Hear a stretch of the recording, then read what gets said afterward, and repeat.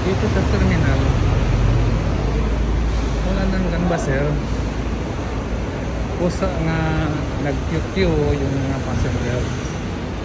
Naghahanap ng kanilang bus number. See? Tingnan mo yung bus number 291 meron. Ayun. Yan sila. Pipila. Wala nang canvasser. Nang magsigaw-sigawan. Halika, halika dito ka, doon. Hanapin yung bus number, tapos yung bag mo, kuntik nang mawawala. Dito wala. Pila-pila sila, hahanap ng anong number. See?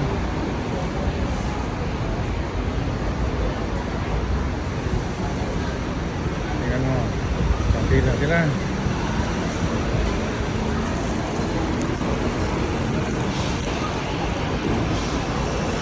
Yan.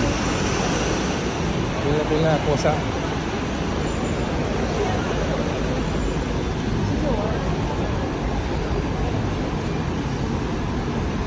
Diba?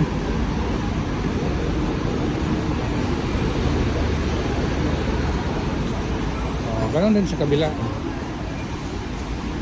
Yan, tingnan mo sila. QQ. Mayroon ding queue lines, queue resting. Sige na, may number. Diyan sila papasok.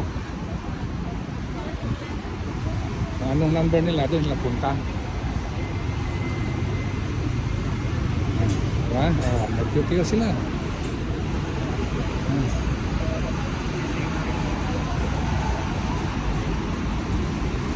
Hindi katulad sa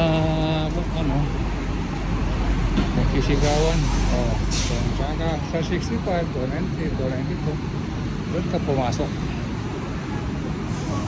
Yung bus, dyan lang sa bus. Maghihintay ng pasahero. Yan, maganda. See? Kusa siyang pumasok. Tingnan. Kusa may pila. Yan. Ay, upuan pa. Habang naghihintay, dyan ka umupo. Yan mo sa kabila. Tanong din. My number 2919-291. Tanong din sila. So, maganda, di ba? So, maganda yan. Kapila. Pasok.